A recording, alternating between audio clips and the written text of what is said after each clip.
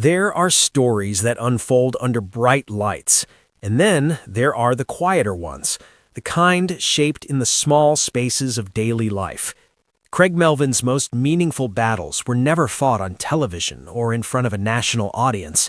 They happened in ordinary moments, away from headlines, in the pauses between responsibility and reflection.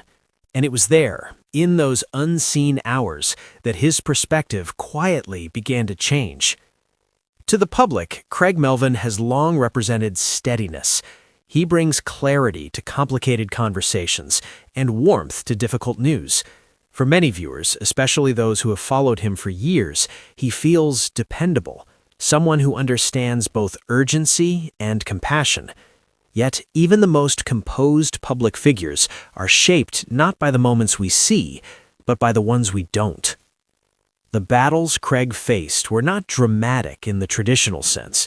There were no sudden turning points, no public confessions.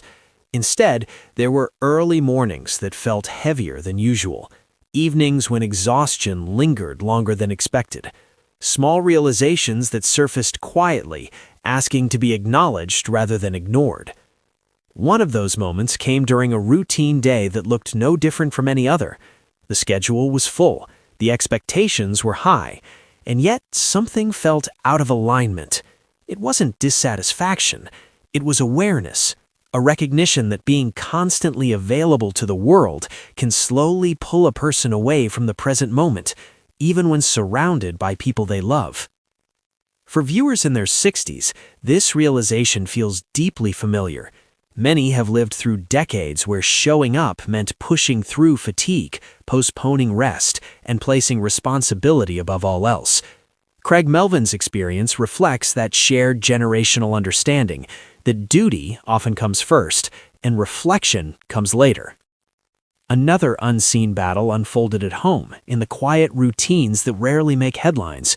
Simple interactions, shared meals, brief conversations, moments of stillness began to take on new significance.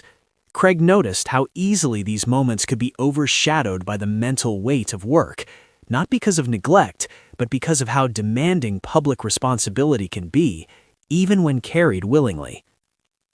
These realizations didn't arrive as regrets, they arrived as questions. Am I fully here? What do these moments ask of me?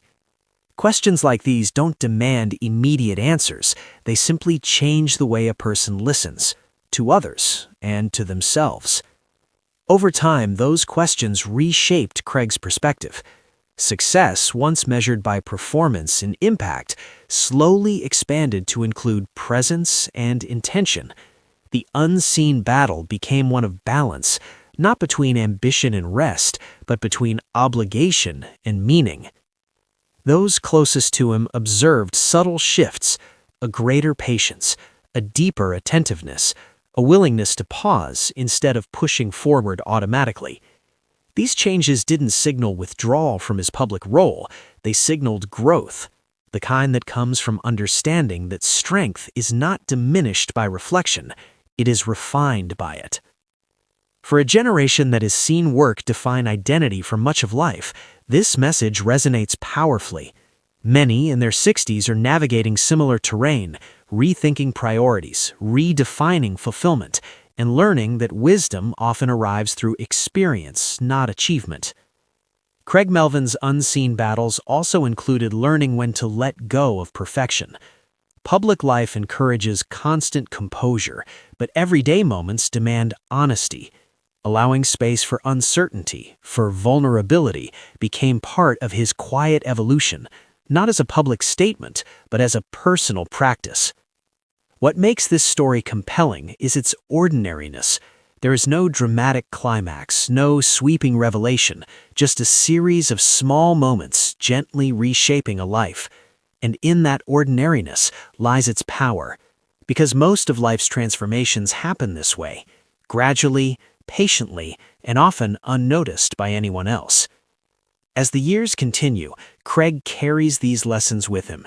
They inform how he approaches his work, his relationships, and his time, not with less dedication, but with deeper awareness. The unseen battles did not weaken him. They clarified what matters most. For those watching from home, especially those who have walked long roads themselves, this story offers quiet reassurance. It reminds us that it's never too late to listen differently, never too late to adjust the lens through which we see our days. In the end, Craig Melvin's perspective was not reshaped by a single event, but by the accumulation of everyday moments. Moments that asked him to slow down, to notice, and to choose presence over momentum. And in answering those quiet calls, he found something many seek later in life. Not answers, but understanding.